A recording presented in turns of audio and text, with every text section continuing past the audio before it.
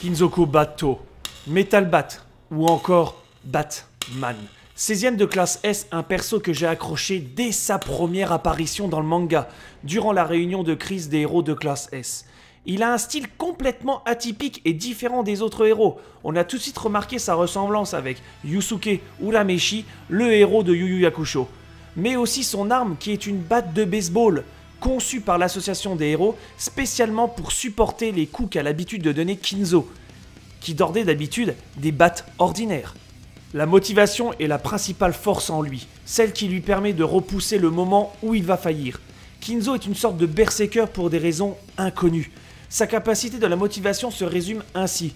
Plus il se fait blesser, plus il devient fort.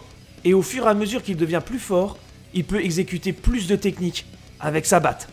Durant l'anime, nous pouvons apercevoir deux techniques. Massacre du dragon, Doragon Shinbaki, Metal Bat exécute une série de coups de batte très violents sur son ennemi. Cette attaque a permis de faire très mal à Grand Scolopendre Patriarche, un monstre de niveau dragon, en cognant sa tête. Et l'autre technique est Tornade Sauvage, Yuban Tornado. Il se met à tournoyer sur lui-même en fauchant dans une tornade tout ce qui arrive à portée de sa batte. Cette attaque, bien qu'ayant échoué contre Garou, a fait trembler ses mains à cause de l'effort fourni pour dévier ces terribles coups de batte. En dehors du travail, il semble très attaché à sa sœur Zenko, avec qui il discute souvent au téléphone. Kinzo accède en général à la plupart de ses ordres et déteste qu'on lui fasse du tort. Et il a même promis de ne jamais se battre devant elle.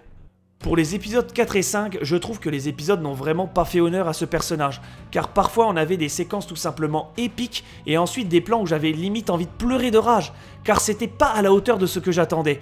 Pour cette saison, j'avais tout misé sur ce moment, et là, je suis un peu déçu. Et j'ai trouvé le combat un peu rapide entre Garou et lui, que dans le manga, chaque page était un moment épique, et là, certaines scènes m'ont donné de légers frissons.